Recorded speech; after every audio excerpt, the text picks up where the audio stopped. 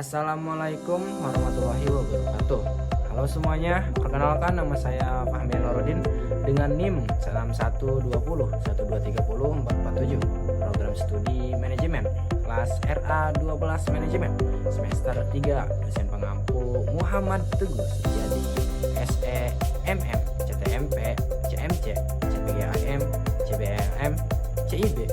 Video ini dibuat dan diposting untuk memenuhi syarat penilaian ujian akhir semester atau UAS mata kuliah komunikasi bisnis dengan dosen pengampu Muhammad Teguh Setiadi, SE, MM, CTMP, CMC, CPGAM, CPLM, CIB.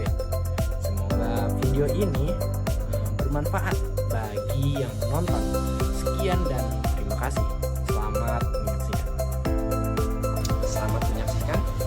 Wassalamualaikum warahmatullahi wabarakatuh. Komunikasi bisnis yang efektif adalah elemen penting dalam membangun hubungan yang kuat dengan pemangku kepentingan seperti karyawan, pelanggan, mitra, dan investor. Tapi manfaatnya lebih luas dari sekedar hubungan yang baik. Yuk kita bahas apa saja dampak positifnya. Manfaat komunikasi bisnis yang efektif. Yang pertama ada keputusan lebih tepat sasaran. Komunikasi yang jelas dan struktur membantu pengambilan keputusan sesuai target yang diinginkan. Yang kedua, masalah terselesaikan lebih cepat ketika informasi mudah dipahami. Tentang tantangan bisa diatasi tanpa buang waktu. Yang ketiga, deteksi dini potensi kesalahan. Komunikasi yang terbuka memudahkan identifikasi masalah sebelum jadi lebih besar. Yang keempat, produktivitas meningkat. Kolaborasi dan koordinasi yang lancar bikin tim lebih fokus dan efisien. Yang kelima, hubungan bisnis makin kuat. Komunikasi yang baik membangun kepercayaan antara perusahaan dan mitra bisnis. Yang keenam, pesan pemasaran lebih efektif.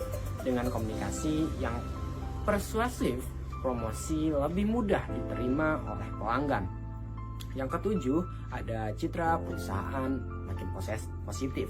Komunikasi yang profesional meningkatkan reputasi perusahaan di mata publik. Yang kedelapan,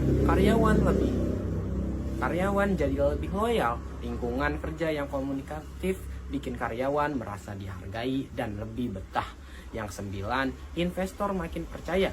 Investor melihat komunikasi yang baik sebagai tanda profesionalisme dan transparansi. Adapun manfaat jangka panjangnya, tidak hanya memberikan hasil instan, komunikasi bisnis yang efektif juga membawa manfaat jangka panjang. Yang salah satunya mengurangi konflik internal, kesalahpahaman antara tim bisa diminimalkan. Mendukung inovasi, ide-ide baru muncul lebih cepat ketika komunikasi terbuka. Meningkatkan kepuasan pelanggan. Pelanggan merasa lebih didengar dan dipahami.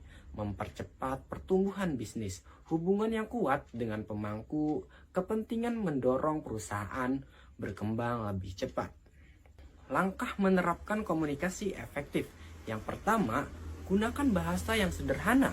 Hindari istilah yang sulit dipahami, terutama untuk audiens non-teknis.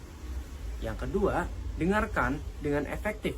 Komunikasi bukan hanya berbicara, tapi juga mendengarkan dengan baik. Yang ketiga, gunakan teknologi. Manfaatkan alat komunikasi digital untuk mempermudah koordinasi. Yang keempat, berikan umpan balik. Jangan ragu memberi masukan untuk memperbaiki kualitas komunikasi. Komunikasi bisnis yang efektif adalah investasi untuk kesuksesan jangka panjang. Dengan komunikasi yang baik, perusahaan enggak hanya membangun hubungan yang kuat, tapi juga meningkatkan produktivitas, kepercayaan, dan reputasi. Komunikasi bisnis adalah jantung dari setiap organisasi. Dalam video ini, kita akan membahas apa itu komunikasi bisnis, cakupannya, unsur-unsurnya, tantangan yang dihadapi, hingga manfaatnya dalam dunia kerja. Yuk simak sampai selesai. Apa itu komunikasi bisnis? Komunikasi bisnis adalah proses penyampaian informasi atau pesan dalam konteks operasional dan strategis organisasi. Proses ini bisa dilakukan secara verbal maupun non-verbal dengan tujuan utama untuk mendukung pencapaian target bisnis. Unsur-unsur penting dalam komunikasi bisnis yang pertama ada pengirim, orang yang memiliki ide atau gagasan untuk disampaikan. Yang kedua ada mengubah ide menjadi pesan. Ide tersebut diubah menjadi format yang mudah dipahami penerima. Yang ketiga, pemindah pesan. Penyebaran pesan dari pengirim ke penerima. Yang keempat ada penerima. Orang yang menerima dan menginterpretasikan pesan. Yang kelima, umpan balik. Tanggapan dari penerima untuk memastikan pemahaman yang sama.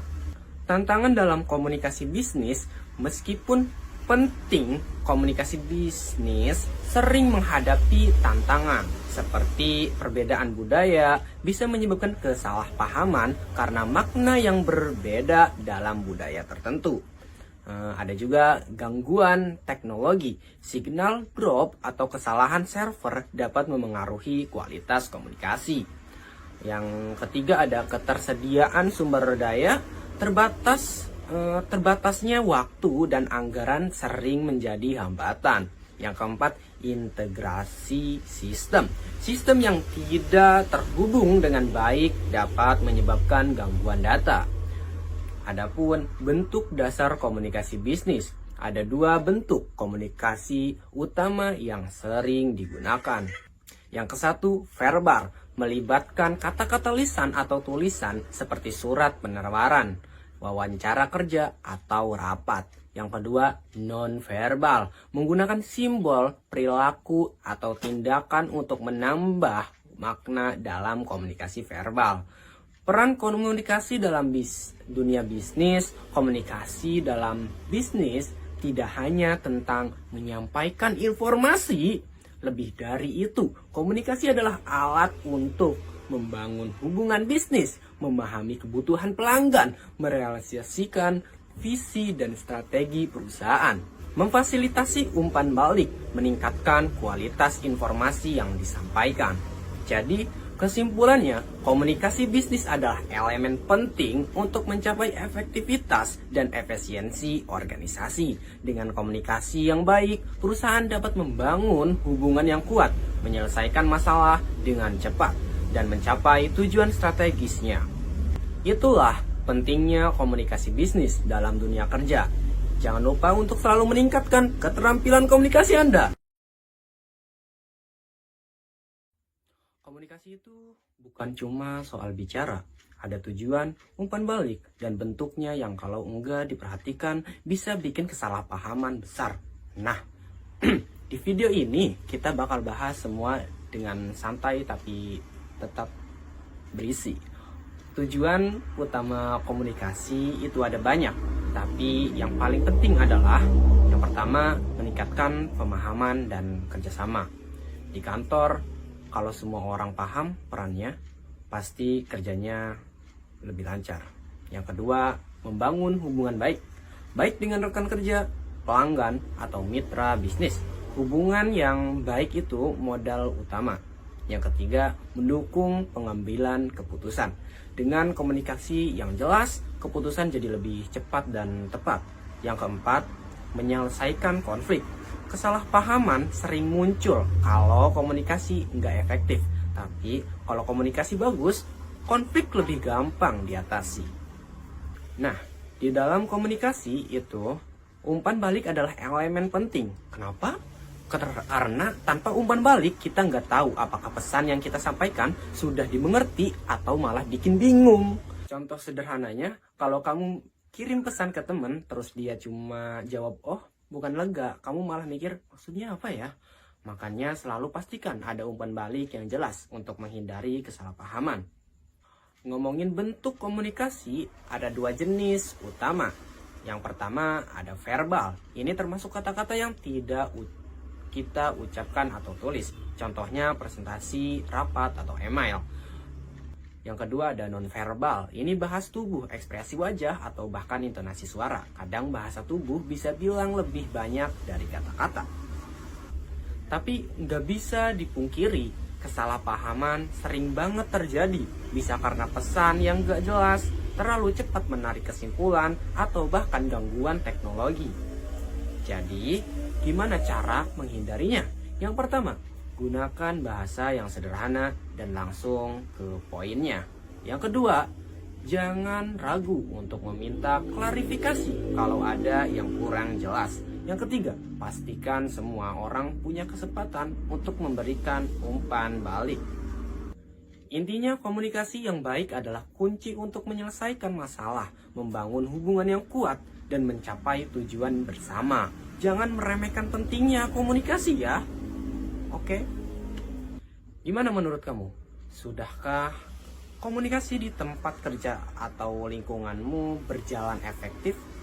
Share pengalamanmu di kolom komentar. Komunikasi dalam organisasi itu seperti aliran darah dalam tubuh manusia. Kalau lancar, organisasi bisa berjalan mulus, tapi kalau tersumbat, masalah besar bisa muncul. Di video ini, kita bakal bahas pola komunikasi bisnis, cara mengelolanya, dan bagaimana mengatasi masalah komunikasi di dalam organisasi. Yuk, simak! Pola komunikasi dalam bisnis biasanya terbagi jadi 3. Yang pertama ada vertikal, dari atas ke bawahan, atau sebaliknya. Contohnya instruksi kerja dari manajer ke tim. Yang kedua ada horizontal, antara rekan kerja di level yang sama, biasanya untuk koordinasi atau kolaborasi. Yang ketiga ada diagonal, ini terjadi lintas departemen, misalnya dari seorang manajer ke staf di divisi lain. Mengelola komunikasi bisnis itu penting banget, apalagi di era digital. Beberapa cara mengelola komunikasi dengan baik adalah gunakan teknologi komunikasi yang sesuai, seperti aplikasi chatting untuk tim internal atau platform meeting virtual. Tetapkan aturan komunikasi yang jelas, misalnya kapan harus pakai email, kapan cukup lewat chat saja. Dorong keterbukaan dan feedback dari semua anggota tim. Tapi, masalah komunikasi sering banget terjadi loh. Contohnya, miskomunikasi. Pesan yang enggak jelas atau salah tangkap sering bikin pekerjaan berantakan. Yang kedua, kurangnya umpan balik. Kalau enggak ada feedback, bisa-bisa tugas dikerjakan enggak sesuai ekspektasi. Ketiga, gangguan teknologi. Misalnya, email penting yang enggak terkirim atau sinyal buruk saat meeting online. Jadi, gimana cara mengatasinya? Pastikan pesan yang disampaikan singkat, jelas, dan langsung ke intinya. Beri ruang untuk diskusi dan klarifikasi. Jangan takut bertanya kalau nggak paham. Selalu siapkan backup teknologi kalau video conference gagal. Gunakan telepon atau chat. Jadi, kesimpulannya, komunikasi yang baik itu kunci organisasi yang sukses. Dengan pola komunikasi yang tepat, pengelolaan yang baik, dan solusi untuk masalah komunikasi, organisasi bisa lebih efektif dan produktif. Gimana? Sudahkah organisasi Anda punya pola komunikasi yang efektif? Kalau belum, yuk mulai sekarang. Halo teman-teman, hari ini kita akan membahas sesuatu yang sangat relevan. Di dunia modern ini, komunikasi antar budaya. Kalau kalian sering bingung berhadapan dengan orang dari budaya berbeda atau cuma penasaran, saya akan menjelasin dengan cara yang gampang banget buat dicerna. Oke, pertama-tama apa sih budaya itu? Nah, budaya itu sederhananya adalah cara hidup yang diwariskan dari generasi ke generasi. Mulai dari nilai-nilai, kebiasaan, bahasa, hingga tradisi, semuanya mencerminkan budaya suatu kelompok. Jadi, setiap budaya itu unik dan punya ciri khas masing-masing. Selanjutnya, komunikasi antar budaya. Ini adalah proses di mana kita berbagi informasi atau ide dengan orang-orang dari latar belakang budaya yang berbeda. berbeda. Gampangnya, komunikasi antar budaya itu kayak jembatan yang menghubungkan perbedaan budaya kita dengan orang lain. Terus kenapa sih kita harus belajar komunikasi antar budaya? Ada banyak alasannya, tapi saya bakal kasih 4 poin aja. Yang pertama, mencegah kesalahpahaman. Perbedaan budaya sering bikin miskomunikasi. Dengan belajar, kita bisa lebih peka dan menghindari konflik. Yang kedua, efektif di dunia bisnis. Di bisnis internasional, memahami budaya itu kunci kesuksesan. Misalnya, gaya komunikasi yang salah bikin negosiasi gagal. Yang kedua, globalisasi, kita hidup di dunia yang makin terkoneksi. Jadi, kemampuan memahami budaya lain itu bukan cuma penting, tapi wajib. Yang keempat, meningkatkan karir. Skill komunikasi antar budaya bikin kita lebih kompetitif di pasar kerja global. Perusahaan suka banget sama orang yang bisa adaptasi dengan berbagai budaya. Sayangnya, komunikasi antar budaya juga punya hambatan. Contohnya seperti perbedaan bahasa, norma dan nilai budaya yang enggak sama, sampai ke hal-hal kayak waktu atau media komunikasi yang dipakai. Tapi tenang, semua hambatan ini bisa diatasi kalau kita mau belajar dan terbuka terhadap perbedaan. Jadi kesimpulannya, komunikasi antar budaya itu adalah kunci untuk membangun hubungan yang lebih baik di dunia yang makin global ini. Teruslah belajar dan terbuka dengan budaya lain, karena siapa tahu ini adalah jembatan buat kesuksesan kita di masa depan. Kali ini kita akan bahas topik yang super penting di dunia modern, yaitu etika komunikasi melalui teknologi dan peran teknologi informasi dalam komunikasi bisnis. Kelihatannya berat banget ya, tapi tenang saja. Saya di sini bakal ngejelasin dengan cara yang asik, dengan mudah dimengerti. Di era digital, kita semua pasti terhubung lewat teknologi, entah itu media sosial, email, atau platform lainnya. Tapi apa kita udah sadar soal pentingnya etika komunikasi? Etika ini penting banget, khususnya dalam menjaga interaksi yang positif dan produktif. Contohnya, penyebaran hoax. Jangan sesekali menyebarkan hoax. Pastikan informasi yang kita bagikan itu valid. Yang kedua, hormati privasi orang lain. Jangan kepo berlebihan, apalagi sampai nyebar data pribadi orang lain. Lagi pula, apa untungnya kepo sama seseorang? Yang ketiga, gunakan identitas asli. Hindari pakai akun palsu atau anomali untuk hal yang negatif. Nah, kalau kita sudah menerapkan ini, reputasi kita baik, privasi aman, dan lingkungan digital jadi lebih sehat. Selanjutnya ke pembahasan peran teknologi informasi dalam bisnis. Ini nih yang bikin bisnis jadi makin efisien. Ada beberapa hal penting yang perlu kita tahu. Yang pertama, komunikasi jadi lebih cepat.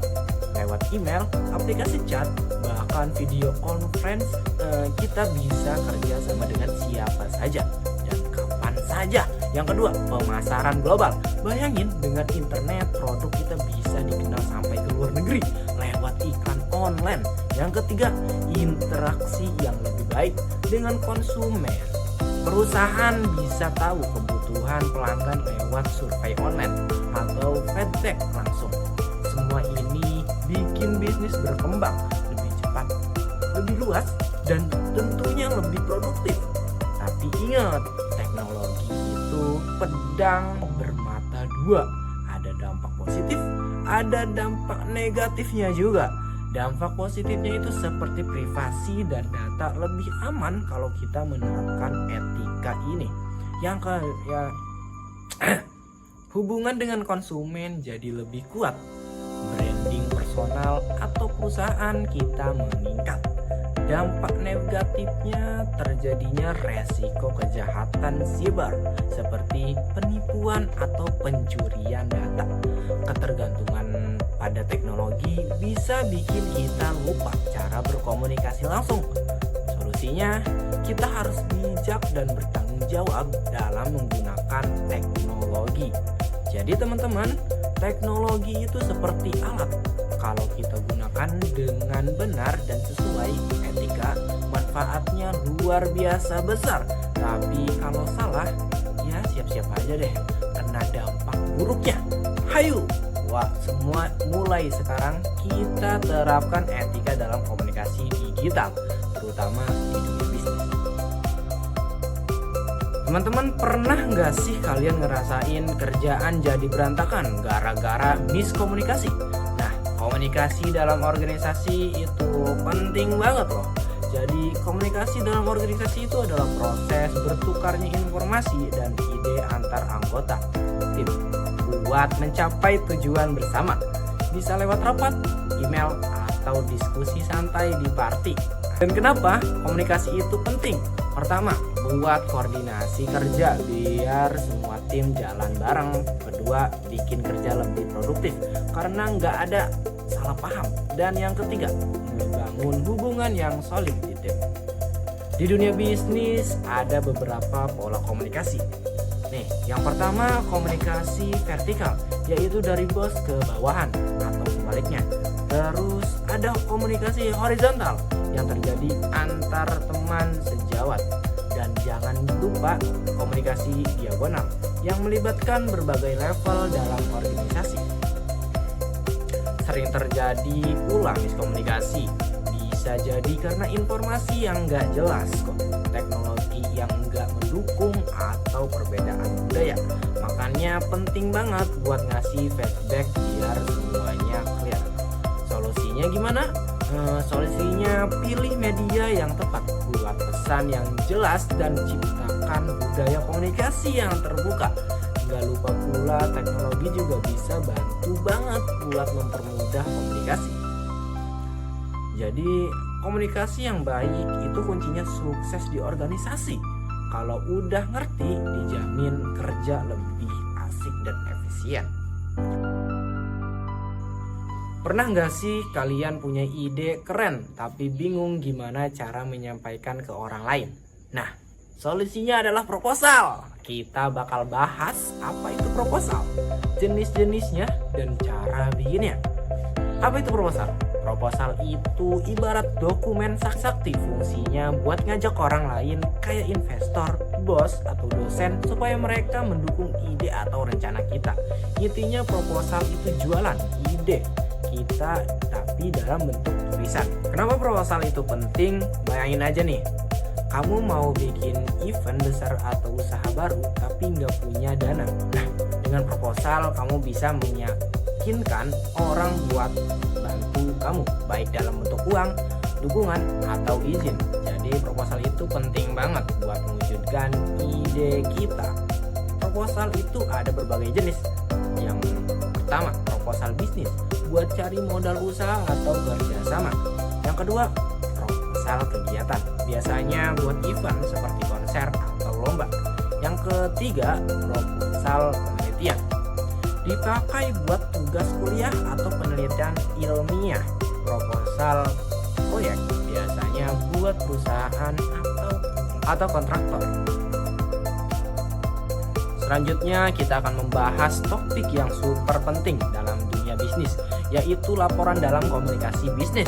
Nah, laporan ini bukan cuma sekedar dokumen, tapi alat vital yang membantu perusahaan dalam mengambil keputusan strategis. Yuk kita bahas. Jadi apa sih sebenarnya laporan dalam komunikasi bisnis? Gampangnya, laporan itu adalah dokumen yang berisi informasi, analisis, dan rekomendasi soal masalah tertentu. Tujuannya ya pastinya untuk menyampaikan informasi yang jelas dan terstruktur ke pihak yang berkepentingan seperti manajer atau investor. Penting banget kan? Lalu apa fungsi laporan ini? Nah, ada banyak banget nih. Contohnya, pertama, laporan membantu kita memantau kinerja bisnis, misalnya laba rugi atau arus kas. Kedua, mendukung analisis data untuk mengambil keputusan. ketiga, jadi dokumentasi penting buat kebutuhan internal maupun eksternal. Bayangin kalau nggak ada laporan, gimana kita tahu performa perusahaan? Nah, gimana sih cara bikin laporan yang oke banget? Ini tipsnya. Yang pertama, tentuin dulu tujuannya. Kita harus tahu siapa audiens kita. Kedua, pakai bahasa formal tapi tetap jelas dan enggak bertele-tele. Yang ketiga, struktur laporan harus sistematis. Ada judul, pendahuluan, isi, dan kesimpulan. Yang keempat, pastikan data yang digunakan itu akurat dan relevan. Yang kelima, terakhir, jangan lupa untuk tinjau ulang sebelum laporan dikirim. Revisi itu penting loh. Laporan juga punya jenis-jenisnya berdasarkan tujuan. Ada laporan informasional yang cuma kasih data dan laporan analisis yang kasih rekomendasi. Kalau berdasarkan waktu, ada laporan periodik seperti laporan bulanan dan laporan insidental yang dibuat sesuai kebutuhan. Bahkan ada juga laporan internal untuk pihak dalam perusahaan dan eksternal untuk investor atau mitra bisnis. Jadi laporan itu disesuaikan sama kebutuhan. Intinya laporan itu adalah alat komunikasi bisnis yang sangat penting. Dengan menyusun laporan yang sistematis dan relevan, kita nggak cuma bantu perusahaan buat lebih transparan, tapi juga meningkatkan koordinasi dan hubungan dengan pihak-pihak terkait. Jadi mulai sekarang, yuk bikin laporan yang lebih efektif. Kali ini kita akan bahas sesuatu yang penting banget untuk dunia kerja dan bisnis, yaitu peran teknologi dalam komunikasi bisnis. Siapa sih yang enggak pakai teknologi sekarang? Dari yang formal sampai santai, semuanya bisa kita lakukan dengan teknologi. Teknologi itu udah kayak jantungnya komunikasi. Tanpa teknologi, proses komunikasi bakal lambat, kurang efisien, dan susah menjangkau banyak orang. Dengan teknologi, kita bisa ngobrol sama kolega yang beda negara, kirim laporan cuma dalam hitungan detik, bahkan mengelola pelanggan dengan lebih rapi. Pertama, kita bahas komunikasi tertulis. Kirim memo atau surat itu ribet banget. Tinggal email atau bikin dokumen digital, langsung kirim. Teknologi ini bikin komunikasi tertulis jadi lebih efisien, rapi, dan permanen. Plus kalau ada yang lupa, tinggal buka arsipkan. Gampang banget kan? Keuntungannya, pesan jadi jelas. Pesan jadi lebih jelas dan bisa diakses kapan saja. Cocok untuk dokumen penting seperti kebijakan atau laporan. Mendukung pendelegasian tanggung jawab. Tapi ingat, komunikasi tertulis punya tantangan. Misalnya waktu respon yang lebih lambat atau butuh keterampilan menulis yang baik. Lanjut ke komunikasi lisan. Teknologi kayak Zoom, Google Meet, dan Skippy benar-benar jadi penyelamat. Mau meeting jarak jauh? Bisa. Nggak perlu repot-repot terbang ke kota lain cuma buat rapat. Keunggulan teknologi komunikasi lisan: hemat waktu dan biaya, fleksibel, tinggi, bisa meeting dari mana saja asal ada internet. Alat modern seperti screen sharing dan real time chat bikin prestasi makin efektif. Yang penting di sini adalah kemampuan berbicara yang efektif. Kalau kita bisa menyampaikan ide dengan jelas, audiens pasti lebih paham dan terkesan. Teknologi nggak cuma mempercepat komunikasi, tapi juga mengubah cara kerja perusahaan secara keseluruhan. Sekarang keputusan bisa diambil lebih cepat karena informasi gampang diakses. Plus bisnis jadi lebih fleksibel, nggak harus bergantung pada pertemuan formal saja. Intinya teknologi adalah game changer dalam komunikasi bisnis. Mau itu komunikasi tertulis atau lisan, semuanya jadi lebih efisien, hemat biaya, dan fleksibel. Dengan teknologi kita bisa adaptasi lebih cepat sama perubahan pasar. Jadi, yuk manfaatkan teknologi untuk bisnis kita dan jangan lupa terus belajar cara menggunakannya dengan efektif. Terima kasih, itu saja yang bisa saya sampaikan. Mohon maaf jika ada kesalahan dan salah kata. Saya mohon undurkan diri. Saya Fahmi Nurdin dan terima kasih telah menyaksikan. Khairul kalam. Wassalamualaikum warahmatullahi wabarakatuh. Sampai jumpa di video selanjutnya.